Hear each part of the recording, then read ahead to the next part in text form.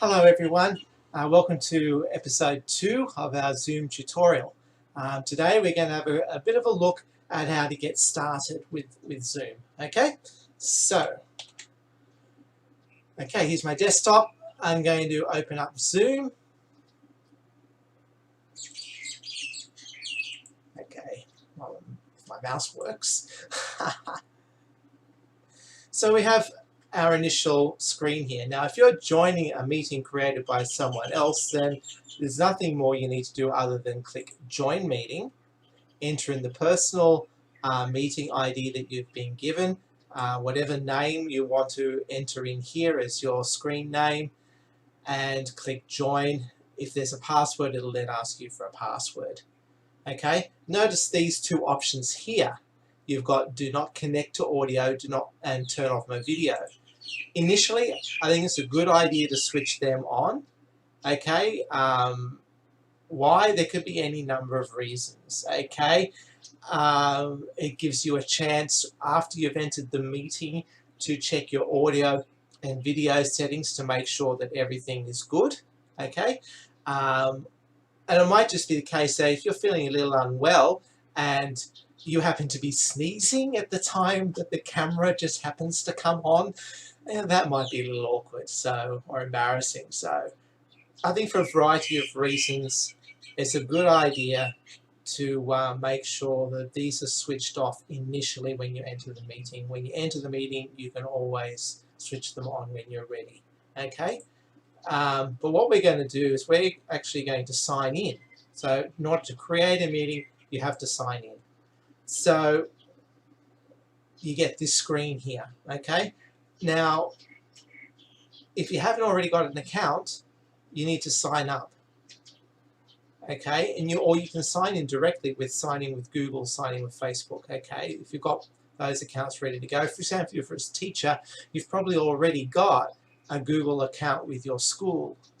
Many schools do use Google, so that would be fine.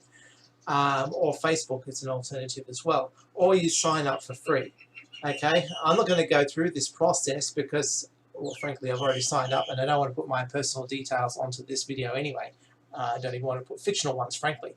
But in any case, what happens is when you sign up, a page will load and it'll just ask you for some specific things. Now, I'm sure you've signed up for 1,001 other websites over the years for different reasons, whether it's Facebook or Skype or Gmail or Microsoft Outlook Online or whatever it might be, maybe even Minecraft, whatever it might be, I'm sure you've signed up. So you are well familiar with how to sign up to something.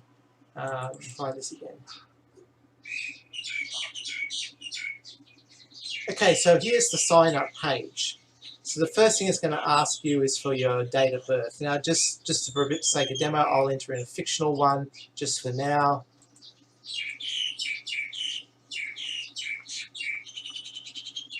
2001.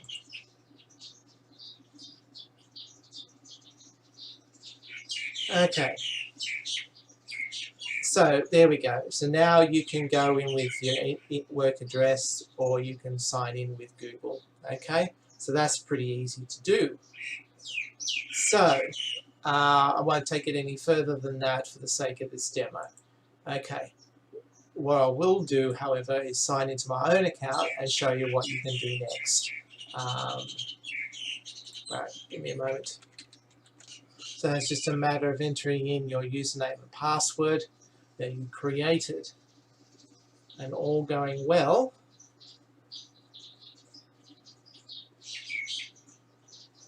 there we go. So I'm now signed in, as you can see. You have the opportunity again to join a meeting, to share your screen, schedule, or new meeting. If you click on new meeting, it'll straight away create a meeting. Okay, and once the meeting opens, you'll have the opportunity to then share out the, I'm not going to join at the moment, okay? I'm going to leave it like this. So this is what it looks like when you haven't started your audio or your video yet. Okay, obviously I can't start my video because I'm using this to record this video. but I can do that. Anyhow, I can then invite people, manage participants. Okay, I can invite people, click on invite. If I've got contacts in there, I can do that directly, or I can send an email. Okay, or I can copy the URL, paste that into an email or into a social networking app like Facebook Messenger or Line or WhatsApp and send it out that way. Or you can copy out the full invitation, okay, to give you an idea what that looks like. Just show you here in Notepad. So you get join Zoom meeting, there's the link, meeting ID, and password. Okay, so people can join either by entering the ID in and password directly, or they click on the link first, which will open the app for them, and then they enter in the password. Okay, let's get rid of that for now. So that's what happens when you start a meeting. But this is like great if you're doing a spontaneous meeting, okay, or if you're informing people ahead of time there will be a meeting, and then send them the details when the time comes. But there's a better way. It's to schedule a meeting, okay? So it will generate a name, or it will generate a name automatically, okay? You can set the date whenever you want it to be, the time, how long it will be. Now, this is not a fixed time. This is not going to automatically cut off Zoom after 30 minutes. This is simply giving the people that you're inviting to the meeting an idea how long you expect it to take. Okay? And also it can be a recurring meeting. Okay? For example, if you're a business manager and you need to have a staff meeting at a regular time every day or every week, then you can click this recurring meeting and you can set up the recurrence according to that schedule. Okay, but you might be a school teacher, same thing. You can schedule your regular class time here as well. Okay, or if you're a church pastor, you can schedule your regular church meeting or whatever it might be. Okay. Now you can switch off requiring a password if you want to. Okay. As host of the meeting, you have the opportunity to boot people out, I guess, if they join without permission. Because really, whether you're sending out the invitation with or without a password, if people share it, they're going to share it with or without the password. So people are going to get in. So if you're not careful to make sure that the people you give the username and password to are clear that they should not be sharing this with anyone. Okay, that's if that's what you need, of course. I mean, obviously, if it's a church meeting, you want it to be open. You know, if it's a class or a business meeting, then you want it to be closed. You only want specific people coming. So that's up to you on that one.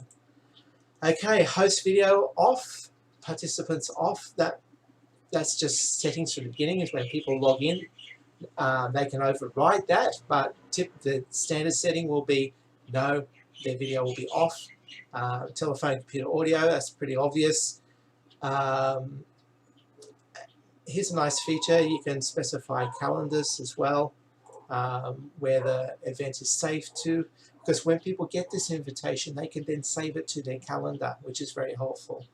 Okay, you can enable the waiting room, so there's it's like a place where people can, it enables people to log in early, okay, before the fixed time, and they can just hang out a little bit beforehand.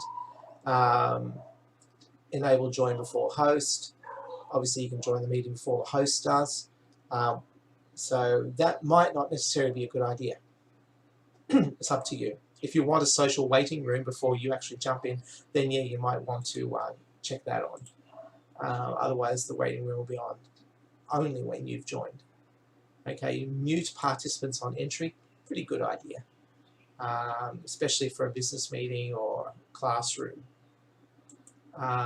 You might not want to do that if, for example, if you're a church pastor and you want your members to hang out with each other a little bit beforehand because, okay, COVID-19 at the moment, you know, we can't go anywhere. So, you know, that might be a nice thing, you know. It might even be nice for your school kids, actually. You know, if you're doing a class, they might like to hang out a little bit. Open the class 10 minutes early, give them a chance to hang out. That's a possibility for you as well. And of course, this one, yes, automatically record the meeting on your local computer. Okay, there's a variety of reasons for this, right? Again, if you're a church pastor, you can then upload. You might want to upload the meeting to YouTube so that people who couldn't join can watch it later. Okay, you might, or just share it privately. Same thing if you're a business manager. Okay, if someone couldn't make it to the meeting, for example, their internet failed. Okay, then they can watch the playback of the meeting. School classroom. I mean, of course you want to record this because even if all the kids are there, if you upload it to Schoology or Seesaw or any of those other education websites, then the kids have got a chance to watch it back through. I mean, that's better than coming to a normal class and it not being videoed and not being able to watch it through again, you know? Because let's face it, not everyone takes in everything, right? You know, in a half an hour, if you're doing a half an hour of solid teaching, you might only take in about 5-10 minutes of all of that. So the chance to watch it back through is a really, really good thing. So yes, definitely record the meeting, definitely upload it, share it in a manner that is appropriate. Okay, might not necessarily want it to be public, but like even on YouTube, when you upload a meeting, you can upload it as a hidden video, visible only to people that you share the link to. So even there, it's safe. Like for example, I subscribe to a British Model Railway magazine, okay, and I've got the digital subscription, right? Now the print subscription has a physical DVD attached, or at least it used to. I haven't seen the print one for quite a while. I mean, after all, I live in Thailand. But anyhow, for the digital subscription, they give you the video on YouTube, but it's hidden. It's not publicly viewable. You can't search for it on YouTube, but it provides them a way to give you that video that you're paying for with that subscription without it being unnecessarily public. Okay, so that is a good idea. With YouTube, you do have that opportunity to go public or private, okay, with or hidden. Private means only you will see it, but if it's hidden, you can share the link. Okay, so you've got that opportunity there to share a schedule. Sorry, a meeting which you then share the details for by email or by social networking, whatever method is appropriate for you. Okay, so that's it for this video. Sorry, we will continue with this next time, and we will talk about the basics of actually hosting a meeting next time. Thank you very much for your time.